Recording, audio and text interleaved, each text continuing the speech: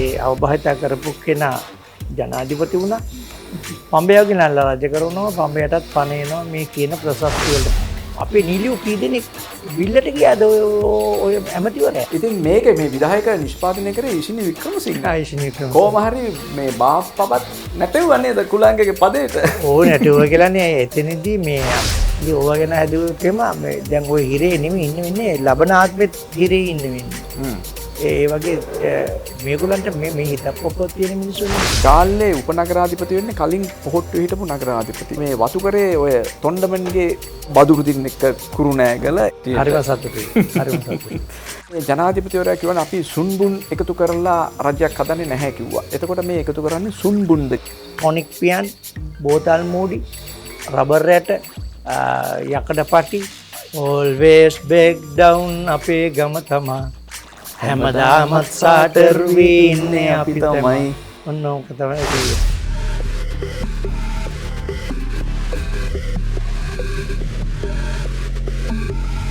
හොඳයි අපි එහෙනම් කතාව පටන් ගන්න හදන්නේ අටුවා ටීකා ටිප්පණි ඒව නෑ මුකුත් ආරලු බූරලු නැහැ. කෙලින්ම කියන්නම් අද අපේ ආරාධිත අමුත්තා සරත් කුලාංග. දැන් සරත් කුලාංග කියන මේ නම පිළිබඳව මේ ලංකාවේ අපේ ප්‍රේක්ෂකයන් අතරේ විවිධ අදහස් තියෙනවා. එක එක තාලෙට සරත් ගැන කියන්න පුළුවන්. මේ සරත් කුලාංග කියන චරිතය. කලාකරුවෙක් කිව්වහම මේ නාට්‍යකරුවෙක්. ඊට පස්සේ නළුවෙක්. ඒ විතරක් නෙමෙයි සංගීත අධ්‍යක්ෂකවරයෙක් නේද? ඔව්. ඊට පස්සේ ගුරුවරයෙක්. ගුරුවරයෙක්. ඒ කියන්නේ රාජ්‍ය සේවකයෙක්. රාජ්‍ය සේවක අවුරුදු 36ක් රාජ්‍ය සේවාව කළාම. ඔව්. දැන් මේකට තව අලුත් කෑල්ලකුත් එකතු වෙලා තියෙනවා මේ മന്ത്രിවරයෙක්. දේශපාලනඥයෙක්. දේශපාලනඥයෙක් නාගරික മന്ത്രിවරයෙක්. එහෙම තමයි නේද? සරත්. ඔව්. කුලාංග. දැන් කුලාංග කියන නම තමයි ගොඩක් ප්‍රචලිත. ඔව්. අපි මෙහෙම ඇහුවොත් මුලින්ම දැන් වැඩියෙන්ම දැන් ඔය අපි එක එක කතා කරන්නේ එක එක මේ අංශ පිළිබඳව සරත් කුලාංග වැඩියෙන්ම කැමති වැඩියෙන්ම ආදරේ ඔතනින් කොයි කෑල්ලටද? ඒකෙන් අර දරුවෝ 7 දෙනෙක් විතර ඉන්නකොට මොන දරුවටද ආදරේ කියන වගේ කතන්දරයක්. එක එක්කෙනාගේ එක එක සුවිශේෂ දක්ෂතාවයන් තියෙනවා. වැඩිමල් දරුවාට වැඩි ආදරයක් තියෙනවා. එහෙම නැත්නම් බාල දරුවන්ට වැඩියෙන් ආදරයක්. අන්න ඒ වගේ පොඩි දේවල් වෙන්න පුළුවන්. නමුත් කෙසේ වෙතත් දරුවෝ ඔක්කොටම ආදරේ. මම ඔය කියපු ශාස්ත්‍ර ඔක්කොටම මම කැමතියි. තව දරුවෝ ඉන්නවද අපි නොදන්න දරුවෝ එහෙම? චිත්‍ර ශිල්පියෙකුත් කියන්න පුළුවන්. පුවත්පත්වල කාටුන් එහෙමත් ඇඳලා තියෙනවා. මුල්ම කාලේ 1972 විතර වගේ කාලෙදී මම සතුට පත්තරේ පළවෙනි මගේ කාටුන් ටික ගියා. මම හිතන්නේ ඒක නරඹන්න පුළුවන් දැන්. මේ ඒ වගේම ඊට පස්සේ ඒ කුසලතාවය මම හිතන්නේ යට ගියා. ඊට පස්සේ මුලින්ම මම සංගීත කණ්ඩායමක ඩ්‍රම්ස් වාදකයෙක් වශයෙන් 69 විතර වගේ. ඉන් අනතුරුව මේ මම උසස් පෙළ හදාරන්න යනකොට හොරණ තක්ෂිලා මධ්‍ය මහාවිද්‍යාලයට එහිදී තමයි මම නාට්‍යකරුවෙක් වුණේ, සංගීතකරුවෙක් වුණේ. සරත් මේ දැන් මේ මෙහෙම දෙයක් කිව්වොත් දැන් ඔය සංගීතඥයා ගැන කතා කරනකොට සංගීත අධ්‍යක්ෂකවරයා සරත් මේක මතකද දන්නේ මේ රටේ සියලුම ප්‍රකට දේශපාලඥයෝ හැම දෙනාම මේ කුලාංගගේ පදයට නැටුවා නේද කාලයක්? ඔව් ඒකට මම ස්තුතිවන්ත වෙන්න ඕන ශාන් වික්‍රමසිංහ මහත්තයා ඇතුළු TNL නාලිකාවට. TNL නාලිකාව මගින් විකාශනයටපත් වුණා always break down කියන එක. ඒකදී අපි ගත්තේ ඒක අලුත් ඡානරයක් මේ දේශපාලඥයෝ ගැන අපි කතා කරා. ඊටාම මේ හැබැයි ඒක මේ නිර්දය පහර ගැසීමක් නෙමෙයි සදේ උපහාසයක්. සගේ උපහාසය කියලා කියන්නේ යාළුවෙකුට ඉත ආදරේ.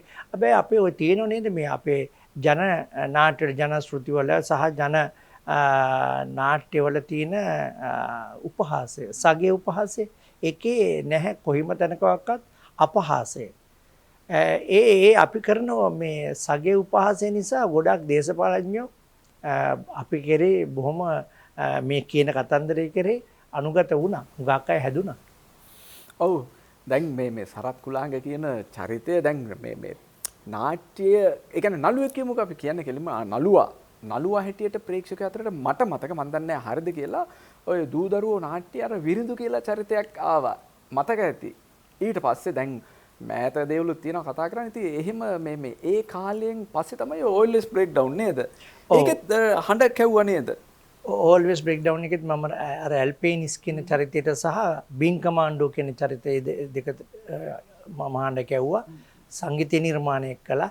එහි සංගීතය ගැන පොඩ්ඩක් කතා කරන්න ඕන ශ්‍රීලාල්. මොකද මේ කලා නිර්මාණයක් අපි මේ සරල ගීයක් හෝ මේ ශාස්ත්‍රීය ගීතයක් කරන වගේ නෙමෙයි සංගීතය මේ වේදිකා නාට්‍යයක හෝ සිනමාවක හෝ මේ කියන්නේ මේ ප්‍රායෝගික විෂයේදී ඒ සංගීතය කොයිතරම් දුරට යොදා ගන්නවද බොහෝ දුරට අපි always break down එකේ සංගීතය භාවිත කරේ එකල පවතින ජනප්‍රිය ගීත අනුසාරයෙන් තමයි මේ දෛනිකව මේ ගීත නිර්මාණය කළේ.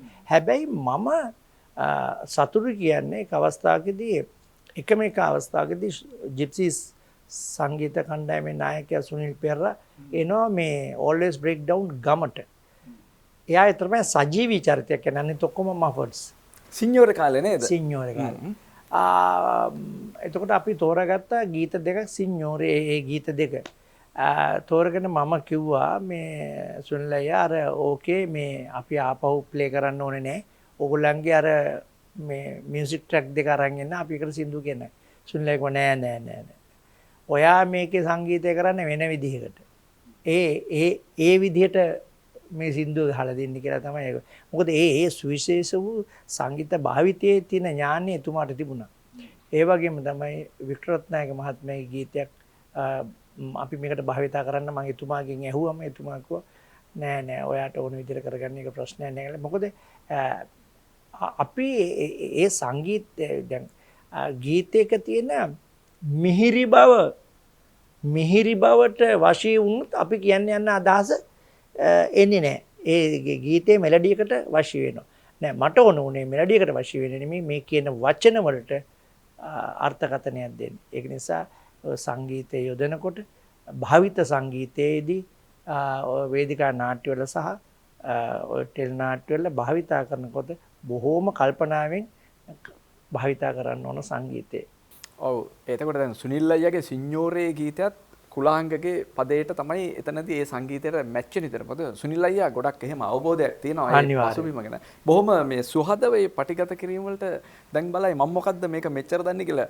මොකද ඒ වකවානුවේ අපිත් ඒ ආයතනය තමයි සේවය කළේ TNL ආයතනය. ඉතින් සුනිල් අයියා හරි සුහදව මේ මට යාළුවෙක්ින්ද සුනිල් අයියගෙන් චූටි ප්‍රශ්නයක් ඇති වෙන්න ගියා. පස්සේ සුනිල් අයියා දැනගත්තා මම නෙමෙයි කියලා. ඒක හාස්‍ය කාරණයක්.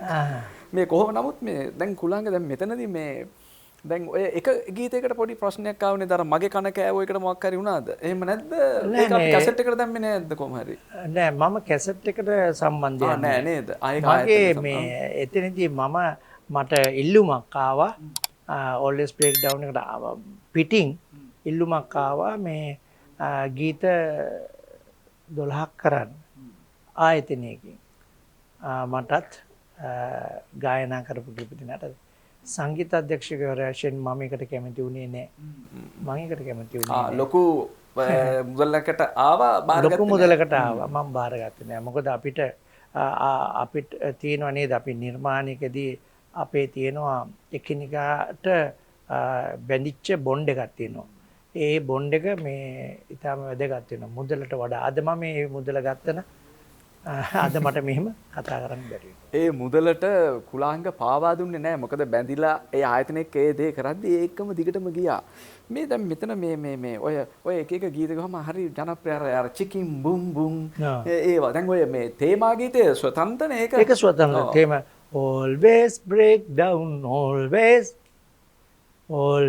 break down අපේ ගම තමා හැමදාමත් සාටර් වී ඉන්නේ අපි තමයි. ඔන්න ඕක තමයි ඉතින් ඒක ඇවිල්ලා ස්වතන්ත්‍ර නිර්මාණයක් මගේම තනුවක්. ඉතින් එක කටහඬවල වලින් ගායනා කරනවා. ඔව් හරි. දැන් ඒක ගැන අපි ඒක ගැනම ගොඩක් කතා කරයි කියන්න පුළුවන්. නමුත් දැන් මේ අපේ නම නෑ 8 වන විධායක ජනාධිපතිවරයා හැටියට රනිල් වික්‍රමසිංහ මහත්තයා පත් වෙනවානේ. ඔය කාලේ එතුමා අගමැති වශයෙන් හිටියා. ඉතින් මේක මේ විධායක නිෂ්පාදනය කරේ ඉෂිනි වික්‍රමසිංහ. ඉෂිනි වික්‍රමසිංහ. කොහොම හරි මේ බාප්පවත් නැටෙව්වා නේද කුලාංගගේ පදේට? ඕ නැටුව කියලානේ එතනදී මේ අප හරිම මේ ආස්වාද ජනක අවස්ථාව තමයි අපේ රනිල් වික්‍රමසිංහ මහත්මයාගේ පාර්ශවයෙන් කිව්වා කවදාකවත් එතුමා මේ කැටයි හොඳේ කියලා කියන්නේ නැහැ කියලා. හැබැයි ඒකේ ඒ ඇම්ඩන් කියන චරිතේ නිතරම කියනවා හොඳේ කැටයි හොඳේ කියලා කියනවා. ඉතින් ඒක වෙනම මේ නිර්මාණයක්. නෑ ඒක තමයි ඉසිනි වික්‍රමසිංහ මහත්මයාත් කොච්චර මේ නම්‍යශීලීද කියන එක ඒ කියන්නේ මාධ්‍ය කියන කාරණේ එතුමිය හඳුනනවා කියන එක අපි මතක් කරේ. දැන් එතනින් එහාට දැන් ඕකේ පිටපත මේ හරිතත් කරානේ ඔය ඒක හරිත් ගුණවර්ධන තමයි මුලින්ම පිටපත ලිව්වේ. ඊන් අනතුරුව සද්දාමංගල සූර්ය බණ්ඩාර. මේ සද්ද ගැන මම කතා කරේ දැන් සද්ද එක්ක නැවත කරලියට ආයිත් මේ මෑත එනවා මේ කෝලංකුට්ටම. ඔය කෝලංකුට්ටම කියන්නේ දැන් අර නාටකංකාරයෝ එකේම ඊළඟ දිගහැරුම. ඒ වංගුවක් ගිහිල්ලා අර බස් එකක ගිහිල්ලා එතනින් ඒකේ එතනදිත් මේ පොඩ්ඩක් ඒ ගැන කියන්නකෝ මේ කෝලංකුට්ටම. මෑතදී මම මේ රංගපාපු බොහොම ආස්වාදනීය විදිහට රංගපාපු චරිතයක් තමයි කෝලංකුට්ටමේ ඒ චරිතය. සිරිමාන්න කියන රජයේ සේවකයා චරිතය. රජයේ සේවයේදී දැන් රටක් වෙනස් වුණයි කියලා දේශපාලඥයෝ වෙනස් වුණයි කියලා වැඩක් වෙන්නේ නැහැ. රටේ තියෙන රාජ්‍ය පරිපාලනය ඒට අනුගත වෙලා කටයුතු කරන්නේ නැතිනම්. බොහෝම දරුණු ලෙස රජයේ කාර්යාලවල වෙන දේවල් ඒ සිරිමාන්න කියන රජයේ සේවකගේ කටින් සහ රංගනයේ මට ඉදිරිපත් කරන්න පුළුවන්කම ලැබුණා. ඒ සඳහා හොඳ අත්විවරමක් සද්දාමංගල සූර්ය බණ්ඩාර සපයලා දුන්නා. හැබැයි මම හිතන්නේ එයා මාව මේ චරිතය තෝරාගත්තෙත් සද්දයි මමයි ඊට කලිනුත් අර කාසී කියලා වැඩසටහනක් කරා. ඒකෙත් මේ අපි කරා මේ චරිතයක් ඒකෙත් ඔය රජයේ සේවකගේ චරිතයක් තියෙන්නේ. මම හිතන්නේ ඒකේ ලැබිච්ච ආස්වාදයේ හින්දා වෙන්නේ නැති ඒක දිග්ගුවක් කරලා කෝලංකුට්ටමේ චරිත කර මම හරි ආසාවෙන් රඟපාපු චරිතය තමයි සිරිමාන මහත්තයාගේ චරිතය. එතකොට මේ චරිතය සද්දා ලියනකොට නිකන් සද්දාගේ ඔළුවට එන්නේ නැති මේකට මේ කුලේ තමයි හරියන්නේ වගේ එකක් එන්නේ නැති. මොකද මේ සද්දා ඉතින් අපේ මිත්‍රයෙක්ින්ද කියනවනේ මේ අති දක්ෂයෙක්. අති දක්ෂයෙක්. මොකද හැම එකටම සද්දා බෑකප් එකක් තියාගෙන එහෙම වැඩ කරන්නේ නෝ සද්දා බලන් ඉන්න නම් ඔයා හරියටම මං කිව්වා නේද? මේ ඒ වගේම මේ දැන් ඔය කෝලංකුට්ටම මේ රාජ්‍ය නිලධාරියෙක්ගේ චරිතයක්නේ. ඔව්. දැන් වර්තමානයේ අපි අර කෑල්ලක් කියවන්නේ දේශපාලඥයෙක් කියන කෑල්ලක් තියෙනයි කියලා මේ පක්ෂය පොඩ්ඩක් කියන්නකෝ මේ මම ජාතික ජන බලවේගයෙන් පාන්දුරු නාගරික මන්ත්‍රීවරයෙක් වශයෙන් දැන් තේරිලා තියෙනවා. හරි අපි මේ മന്ത്രി ඒක කියමු. දැන් මම කියන්නේ දැන් ජාතික ජන බලවේගය ගොහම ඉතින් දැන් මේ රටේ වැඩි ඡන්දයකින් ජයග්‍රහණය කරලා අද ආණ්ඩු බලයේ ඉන්න පිරිස ආදරයට කියන්නේ මාලිමාව කියලා. දැන් මේ එතකොට මේ මාලිමාවේ ලාල්කාන්ත සහෝදරයා කිව්වා මේ රාජ්‍ය නිලධාරීන් මේගොල්ලෝ හරි මේ දූෂිතයි කියලා රාජ්‍ය සේවකයෝ. දැන් මේ චරිතේ ඉන්නෙත් ඒ වගේ දූෂිත රාජ්‍ය සේවකයෙක්ද නැත්නම් මේ ඔය කෝලංකුට්ටමේ හැබැයි ශ්‍රීලාල් මෙහෙම එකක් තියෙනවා. තවමත් රාජ්‍ය සේවයේ ඉන්න කොන්ද පණ තියාගෙන හිතට අවංකව කටයුතු කරන ඉතාම හොඳ ආදර්ශමත් රාජ්‍ය සේවකයෝ පිරිසක්. ඒගොල්ලෝ හින්දම තමයි තවමත් මේ රට මේ විදිහටම හුස්ම ගන්න. නැත්තම් මේක මීට වඩාම දරුණු අගාධයටපත් වෙනවා. අපි එතුමන්ලට මම මේ අවස්ථාවේදී ශීර්ෂ ප්‍රණාමය කරනවා. ඒ වගේම තමයි අර විදිහට මේ රාජ්‍ය සේවය කියන එක මේ අන්ත දූෂණයට පත්ලා ඒක දූෂණය කරලා තිබුණේ මේ දේශපාලඥයෝ. දේශපාලඥයෝ හරියට නීතිය ක්‍රියාත්මක කරන්න දෙන්නේ නැහැ පොලිසියට. ඉහළ නිලධාරියා පහළ නිලධාරියට අන්න දෙනවා කරන්න එපයි කියලා. ඒ වගේම තමයි රාජ්‍ය යන්ත්‍රණයම සම්පූර්ණයෙන්ම මේක දේශපාලනීකරණය කරලා තියෙනවා. නිදහසේ තමගේ රාජකාරිය කරගන්න ඉඩ දීලා ඒක සංස්කෘතියක් බවට පත් වෙලා තිබුණා. ශ්‍රීලාල් ඒක එන්න එතනයි තියෙන ගැටලුව. නැත්තම් අපේ රාජ්‍ය සේවකයන්ගේ වරදක් නෙවෙයි. ලාල්කාන්ත සහෝදරයා කිව්වේ සියලුම රාජ්‍ය සේවකයෝ නෙමෙයි ඇත්තටම දූෂිතයෝ ඉන්නවා නම් මේ මොකද ලාල්කාන්ත සහෝදරයා කෙලින් කතා කරන මේ බොක්කෙන් කතා කරන මේ සහෝදරයෙක්. ඒ නිසා සංගීතඥයා ගැන කතා කරද්දී තව කොටසක් කතා කරන්න වෙනවා. දැන් මේ ගීත අතර ජනප්‍රියච්ච ගීත අතර ඊටාම ජනප්‍රිය වෙච්ච ගීතයක් තමයි සුවඳ සබන් ඇඟ ගාලා හායි හායි. මේ ගීතේ උපත මොකක්ද මේක? ඒ දැන් 1988 දී විතර නිර්මාණය කරපු ගීතයක්. රාජ කපූර් කියන නාට්‍යයේ එන ගීතයක්. ඒක මේ දැන්ට මේ වෙනකොට නාට්‍ය අරන් කලා විෂය ධාරාවටත් එක ඇතුල් කරලා තියෙනවා. ප්‍රාසංගික මේ රංග කලාවේදී කොහොමද ගීත සංගීතය භාවිතා කරන්නේ කියන කාරණේ පිළිබඳව. ඒක බොහොම ජනප්‍රිය වුණා. මන් දන්නේ මොකක්ද හේතුව කියලා. අදටත් ඒ ජනප්‍රියත්වය නොනැසී පවතිනවා. හැම මේ ප්‍රිය සාදයකදී කොහොමත් මෙම ගීතය වාදනය වෙනවා. හරියට හරි. කොහොමදත් දැන් අපි ගම ට්‍රිප් එකක් යනවා කියලා මේ ඉස්කෝලේ ළමයි කියමු මේ වර්තමානිකයෝ මේ පුංචි දරුවෝ පවා මේ ට්‍රිප් එකක් යනවා නම් මුල කියන සින්දු ටිකක් තියෙනවා අර ප්‍රමුඛ ටිකක්. පළවෙනි මේ ගීතයත් කියනවා සුවඳ සබන් ඇඟ ගාලා හායි හායි කියලා. මේ එතකොට මේක මේ රාජකපුරු නාට්‍ය. රාජකපුරු නාට්‍ය. ඔව් ජනක ප්‍රේමලාල්ගේ රාජකපුරු නාට්‍ය මේක රචනා කළේ සිරිසිරි ප්‍රේමලාල්.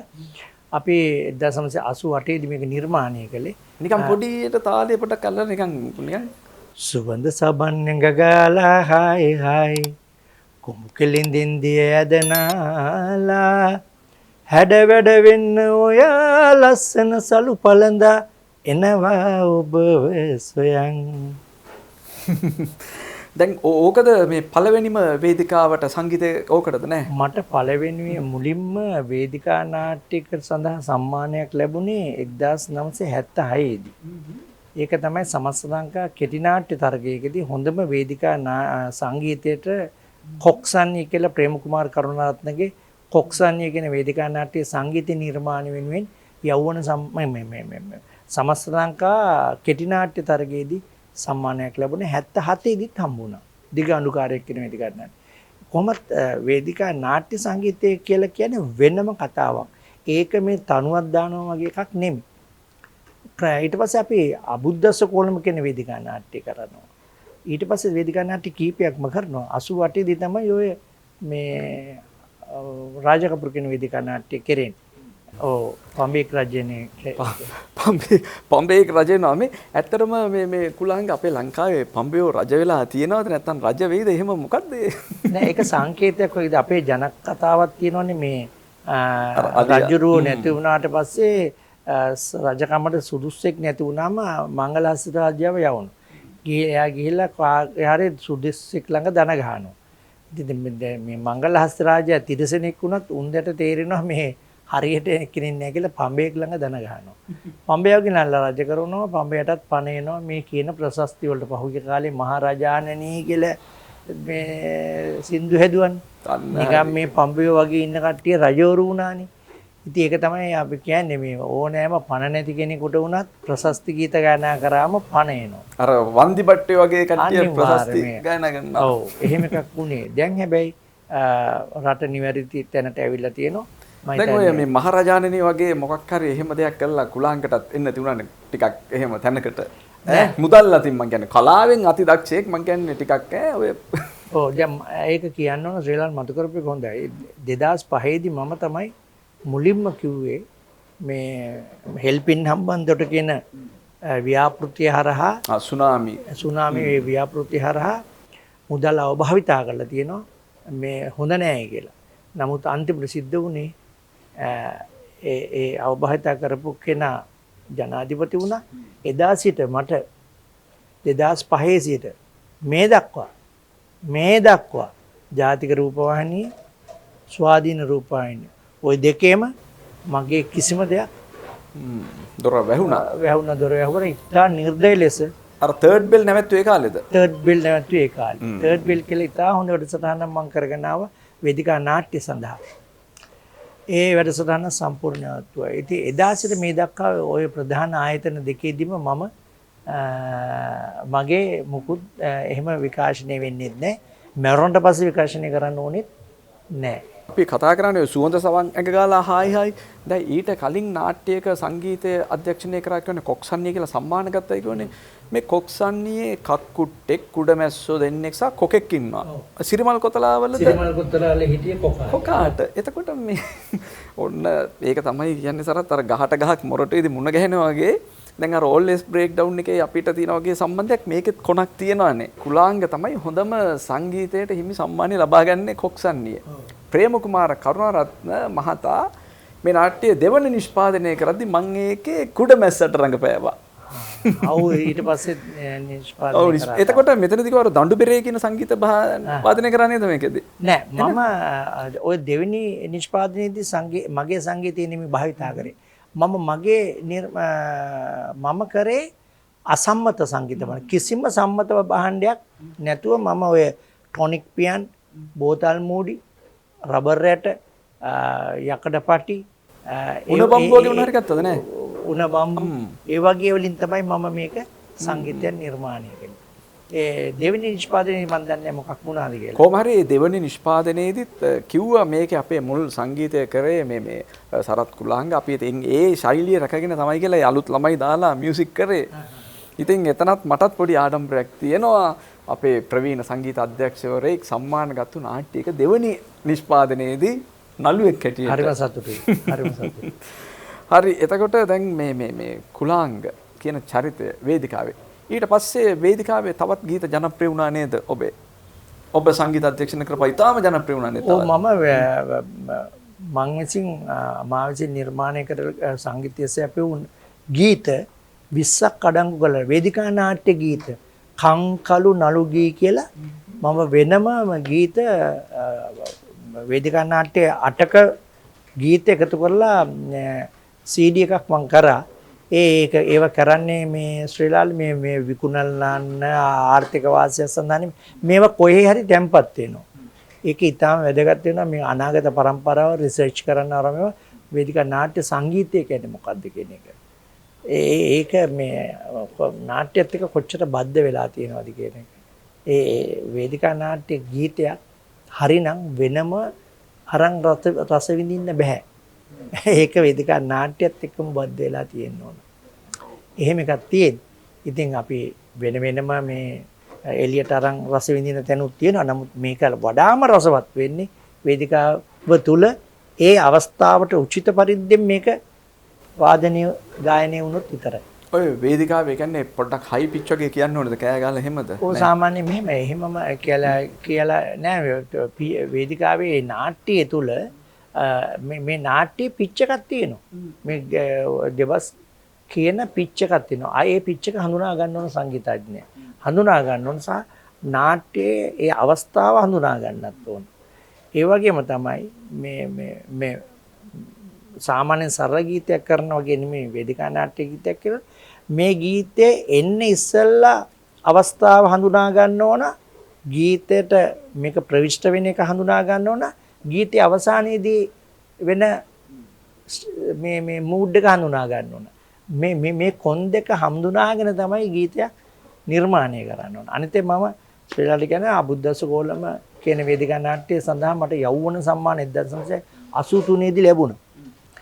ඒක මේ තොරණක් පිටිපස්සේ වෙන කතාවක් ආගම විකුණන් කන එක ගැන තමයි ඒකෙන් කතා කරේ. හැබැයි ඒක ඒ වේදිකා නාට්‍ය අදට තමයි ගොඩාක් ගැලපෙන්නේ.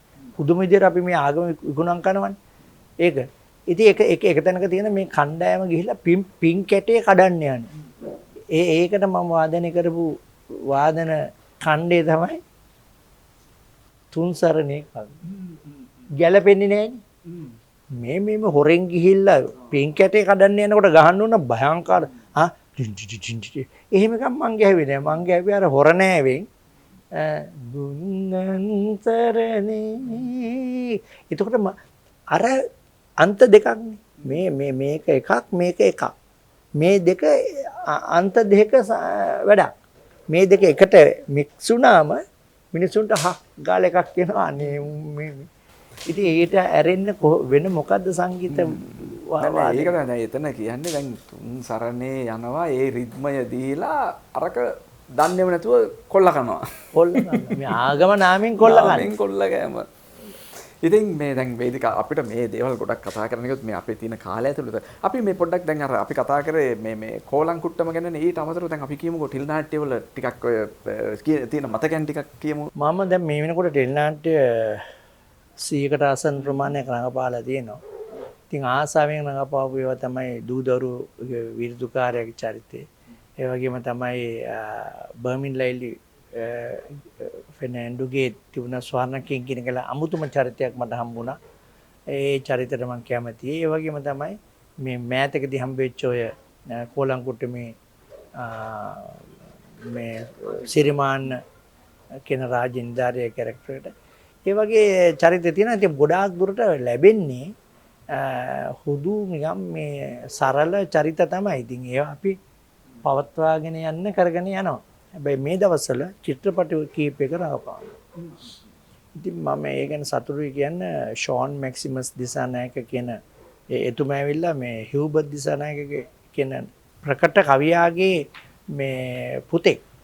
එතකොට එතුමාත් එක්ක එකතු වෙලා කරනවා මේ දවස්වල බාබරෙල්ල කියලා චිත්‍රපටියක්. ඒක ඇවිල්ලා අන්තර්ජාතික මට්ටමින් චිත්‍රපටියක් වේවි. හරිම ලස්සනයි චිත්‍රපටියේ. ඒ අපි මේ දවස්වල ඒකේ මේ රූගත කිරීම කරගෙන යනවා. ඒ වගේම දැන් ඒ ඉදිරියට දැන් අපි චිත්‍රපටවල දැක්කනේ මේ මොකක්ද අර ගින්දරි චිත්‍රපටයේ මොකක්ද බහුභූතය වගේ ඒවල චිත්‍රපටි නම් ඊටාම අතලොස්සක තමයි මම රඟපල් තියෙන්නේ. ඒ හැබැයි ඒ හැම එකකම මම රඟපාවේ බොහොම සුළු චරිත. අවශේෂ හරි මතක හිටින චරිත මට මතකයි බහුභූතයකේ ගිහිල්ලා පොඩි කැලේකට ගිහිල්ලා සිගරට් එකක් පත්තු කරන්නේ. ඒක හරිම ජනප්‍රිය වුණානේ. ඔව් ඒ කියන්නේ මෙහෙම අපි කරපු චරිත ටික පොඩි විනාඩි 5ද තප්පර 5ද අදාළ නැහැ. ඒක මතක හිටින්න කරලා තියෙනවා. ඒ හින්දා මිනිස්සු ගාක් අය දැක්කත් මේ ඔය ගැන මතක් කරන ඉතින් ඒක හරි සතුටට කාරණා. ඉතින් හැබැයි අත දිගැල්ල රඟපාන්න ප්‍රධාන චරිතයක් ලැබුණේ බාබරෙල්ල චිත්‍රපටියේ. මම හිතන්නේ ඒක හුඟක් අය කතා කරා. එහෙනම් අපි ඒ ගැන ඉදිරියට කතා කරමු. සෑහෙන කතා කරන්නත් තියෙයි. දැන් සිනමාව ගැන. ඊට පස්සේ අපි කතා කරේ මේ ටෙලි නාට්‍ය ගැන. ඔය ටෙලි නාට්‍ය අතර අපිට තව ගොඩාක් ඉතින් අමතක වෙන චරිත ගොඩාක් තියෙනවා. නමුත් කාලය නිසා අපි දැන් යන්න ඕනේ මේ අලුත්ම ප්‍රවේශයට. අලුත්ම නෙමෙයි මේක ගොඩක් පරණ ප්‍රවේශයක්. සරත් මේ මම මෙන්න මෙහෙම දෙයක් මම මතක් කරොත් දැන් ඔබ අද ජාතික ජනබලවේගයේ නාගරික මන්ත්‍රීවරයෙක් පානදුර නගර සභාවේ. මට නිකන් මතකයක් තියෙනවා මේක ඇත්තද හරිද වැරදිද දන්නේ මට මතකයක් තියෙනවා ඔබ මේ කාලයක් එක්සත් ජාතික පක්ෂය සමග කටයුතු කරා වගේ මතකයක් තියෙනවා. අනිවාර්යයෙන් අපි ඇවිල්ලා අපේ પરම්පරාවම ඇවිල්ලා උප්පත්ති UNP කාර්යෝ. උප්පැත්තු UNP කාර්යෝ. ඒ අපේ තාත්තලා මේ සහයෝගය දැක්වු තාත්තලා මේ උදව් කරපු ඒ එක්සත් ජාතික පක්ෂයේ දක්ෂිණාංශික අදහස් තිබිච්ච එක්සත් ජාතික පක්ෂය. ඒකේ තිබුණා මානව හිතවාදී පැත්තට බර වෙච්ච මිනිසුන් නායකයෝ හිටියා. 77න් පස්සේ ඒක පිරිහුණා. ඒක නැත්තරම නැති වුණා. ඒ ගෞරවාන්විත පක්ෂය දැන් ජෝන් කොතලාල් වගේ මිනිස්සු තමන්ගේ තිබිච්ච දේවල් දීලා තියෙනවා. එහෙම පක්ෂ ඩඩ්ලි සේනානායක වගේ පුද්ගලයෝ. එහෙම ඒ ටික නැති වුණා මේ 77න් පස්සේ මේ උග්‍ර වාණිජකරණයට ගියාට පස්සේ මේ ලුම්පන් පන්තියේ පිරිසක් දේශපාලනට ආවා. ඒතර අර ගෞරවනීය එක්සත් ජාතික පාක්ෂිකයන්ට නායකත්වයක් නැති වුණා. එන්නේ ඒකයි වුණේ. ඒක නිසා ඊටත් වඩා දරුණු ලෙස පොදු පෙරමුණ ඒ කියන ඒ පක්ෂයත් එක්ක මේ දෙකොල්ලම එකතු වෙලා දේශපාලඥයෝ මොකද කරේ මේ රට එන්න නරක තත්ත්වයට ගෙනාවා. දැන් පේනවනේ පොලිමේ හිරේට යනකොට. එහෙනම් මම තෝරාගත්තේ මේ ජනතා විමුක්ති පෙරමුණ හා සම්බන්ධ වෙච්ච ජාතික ජන බලවේගය. ඔව් දැන් කුලාංග මට මතකයි මොකද ඔය දේශපාලනේ තුල මොකද අපි දුටුවා මේ ගාමිණී අතුකොරළ මහත්තයාගේ කාලේ නුවරින්ලා පාගමනක් ආවා මේ මොකක් හරි ජන බලවේගය හරි මට මතක නෑ නමකින් ඒ වෙලාවෙත් අපි දැන් ගිහිල්ලා මාධ්‍යකරු හැටියට අපි යනවානේ වොයිස් කට් ගන්න දේශපාලඥයන්ගෙන් ඔය මං කියන්නේ මේ ඒකට ඔබ සහභාගී වුණා කියනවා නෙමෙයි මේ වගේ මේ ඒ වෙලාවේ මුලින්ම මේ චන්ද්‍රිකා කුමාරතුංග ජනාධිපතිනිගේ කාලේ අක්‍රමිකතා ඊට පස්සේ මහින්ද රාජපක්ෂ මේ වෙලාවේ අපි මේ තියෙන ආණ්ඩු විවේචනය කරද්දි මේ පිරිස් නොබියව කතා කරද්දී ඒ අතර ප්‍රමුඛව හිටපු කෙනෙක් තමයි සරත් කුලාංග. බය නැතුව තමුන්ට වරප්‍රසාද ලැබෙයිද නැද්ද කියලා හිතන්න නැතුව ඇත්ත කතා කරා. ඔව් 2005 මම විතර එකම කලාකරුවා හිටියේ මේ එක්සත් ජාතික පක්ෂය වෙනුවෙන්.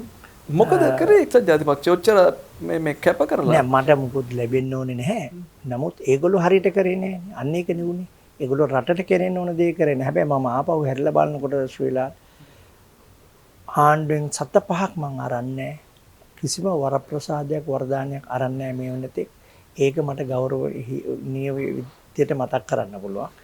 එහෙම බලාපොරොත්තුවක් නෑ. අපිට ඕන වුණා රට හදාගන්න. මම දන්නවා මේ 2005 දී මේ රාජපක්ෂලට ගියොත් මේ රටට මේක වෙන බව දන්න.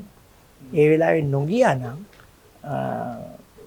මේ උතුරු නැගෙනහිර ඡන්ද වර්ජනය නොකළා නම් එතකොට දිනන්නේ රනිල් වික්‍රමසිංහ 1,20,000කින් විතර පෙරදුනේ. එහෙමනම් දිනන්නේ ලක්ෂ ගාණකින් රනිල් වික්‍රමසිංහ. උතුරු නැගෙනහිර ඡන්ද වලින් එක ඡන්දයයි වැටුනේ. ලක්ෂ ගාණකින්. එතකොට දැන් මේක එහෙම වුණා නම් 2009 විතර වෙනකොට රනිල් වික්‍රමසිංහ යුද්ධකින් මේක දිනන්නේ නැහැ. එයා උපක්‍රමණශීලීව ඒ වෙනකොටත් මේ කරුණාම්මාන්ලා පිල්ලයන්ලව ભેද බින්න කරලා කඩලා තිබුණා. එහෙනම් මේක වෙනත් විදියකින් මේක විසඳගන්න තිබුණා. එහෙනම් රාජපක්ෂ කියන සාධකෙත් ලංකාවට එන්නේ නැහැ.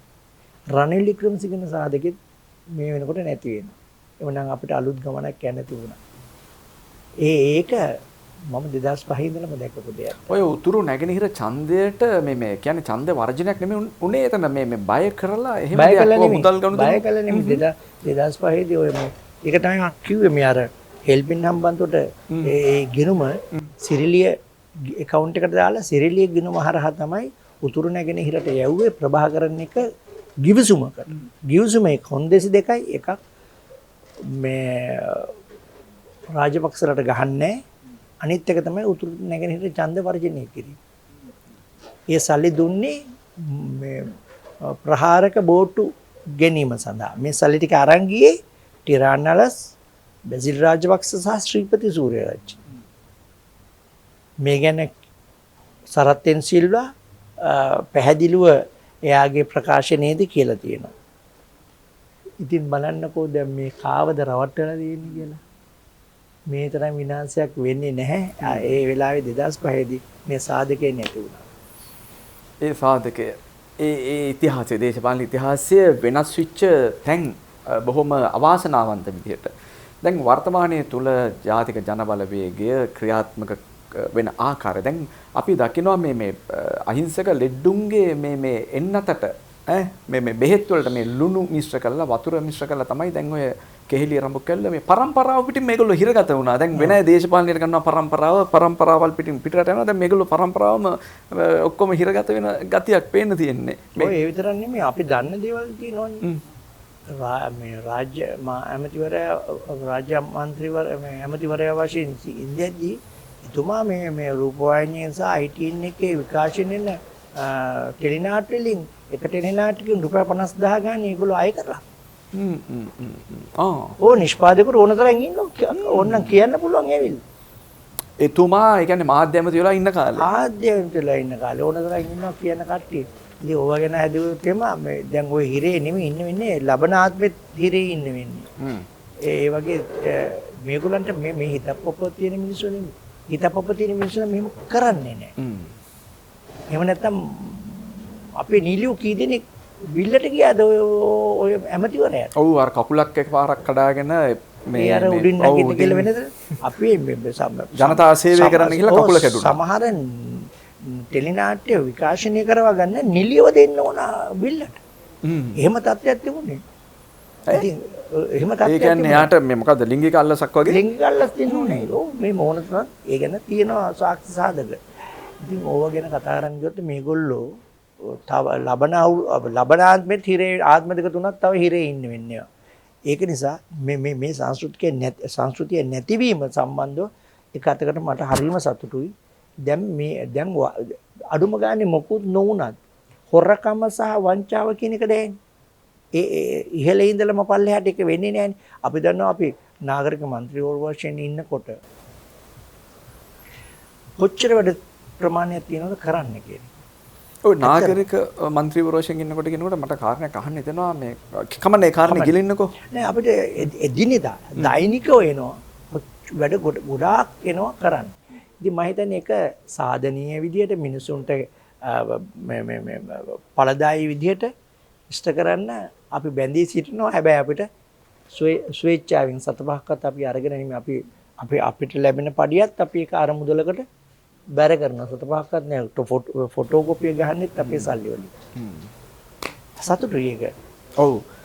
දැන් අපි මම කිව්වේ මුලින්ම එක එක ශේෂ්ත්‍රයන් එක එක පදවලට මේ ප්‍රේක්ෂකයෝ හඳුනනවා කියලා අපේ කුලාංග මහත්මයාව. ඉතින් දැන් අපි කතා කළා දැන් ඒ නිසා මේ කාලය අපේ අවසන් වෙන නිසා අවසාන වශයෙන් කුලාංග මම මෙන්න මෙහෙම ප්‍රශ්නයක් අහනවා දේශපාලනය ගැන.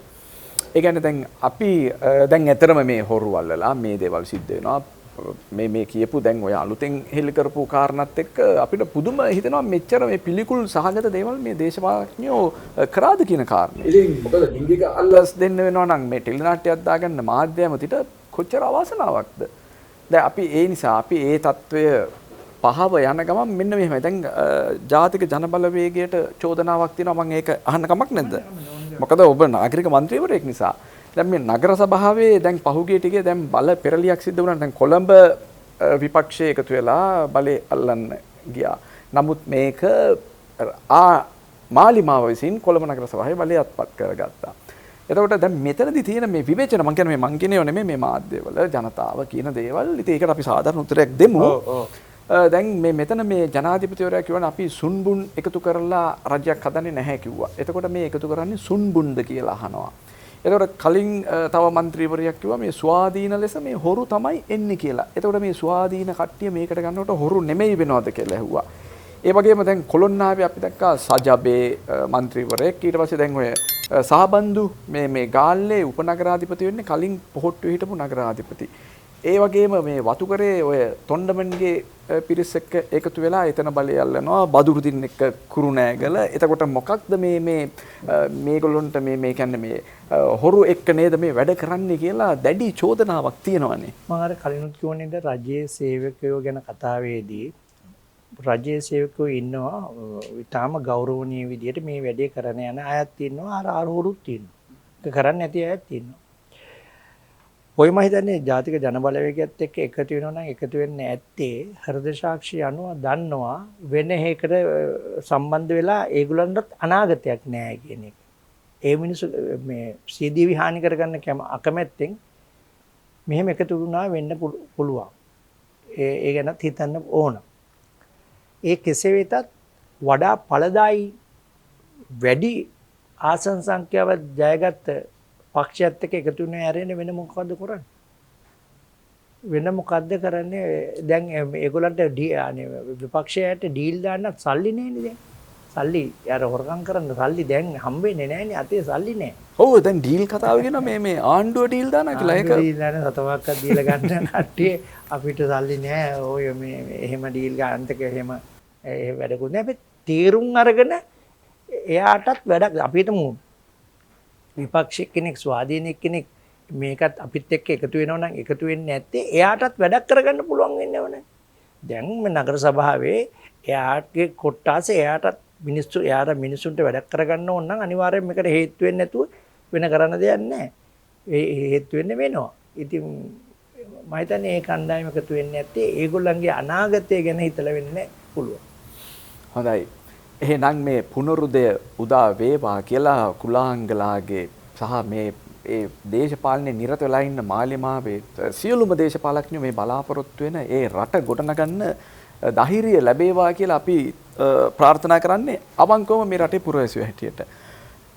කුලාංග අපි කතාව අවසන් කරමු. දැන් අපි ගොඩක් දේවල් කතා කරා කලාව දේශපාලන හෝ මේ සියලු දේවල් ප්‍රේක්ෂකයන්ට හෝ ඔබේ ඡන්ද දායකින්ට හෝ යමක් කියන්න තියෙනවා නම් අපි ඒ කතාව කියලා මේක අවසන් කරමු. ඔය ඇත්තටම මේ මොන රජයක් ආවත් වැඩක් නැහැ. මිනිසුන්ගේ විප්ලවයක් මිනිසා තුල ඇති වෙන්නේ නැත්තම්. මම අද සිට කිසිම කුණු කෑල්ලක් එළිය දාලා එන්නේ නැහැ. මම ප්ලාස්ටික් භාවිතය ඉතාම අවම කරගන්නවා. මම තව කෙනෙක්ගේ හිතක් රිද්දන්නේ මම වාහනේ යනකොට අනවශ්‍ය ලෙස හෝන් ගහන්නේ. මම වාහනයක් පදවනකොට විනයානුකූලව පදවනවා. නිතරම දකුණින් එන කෙනාට ඉඩ දෙනවා. මම මගේ රැකියාව තව කෙනෙකුට උදව්වක් කිරීමට සතුටක් ලබා දීමට මගේ කාලය ශ්‍රමය වැය කරනවා. මෙන්න මේ වගේ සම්පූර්ණ වෙනසක් වෙනකන් අපිට ඒකේ ප්‍රතිලාභ ලැබෙන්නේ. ඒ නිසා කවරකත් හදන්න යන්න ඕනේ. තමන් හැදෙන්න කියලා මම ආදරෙන් ඉල්ලා සිටිනවා. තමන් හැදෙන්න. එතකොට මේ රටම හැදෙයි. හොඳයි. අපි පටන් ගත්තේ always break down වලින්. දැන් අපි කතා කරන්නේ පුනරුදයක් ඇති කරන්න. ඉතින් ඒ සියල්ල ඉෂ්ට වෙන්න කියලා අපි ඔබට සුබ පතනවා. එහෙනම් අපේ සාකච්ඡාව අවසන්. බොහොම ස්තුතියි ශ්‍රීලාල්. ඔබගේ මේ YouTube නාලිකාව දිනින් දින දියුණුවටපත් වේවා කියලා ප්‍රාර්ථනා කරා. මම ඔබගේ YouTube නාලිකා කීපයක් නැරඹුවා. බොහොම හොඳයි. මෙවැනි දේවල් අපිට කියන්න කියාගන්න ලැබෙන්නේ මේ වලින්. බොහොම ස්තුතියි.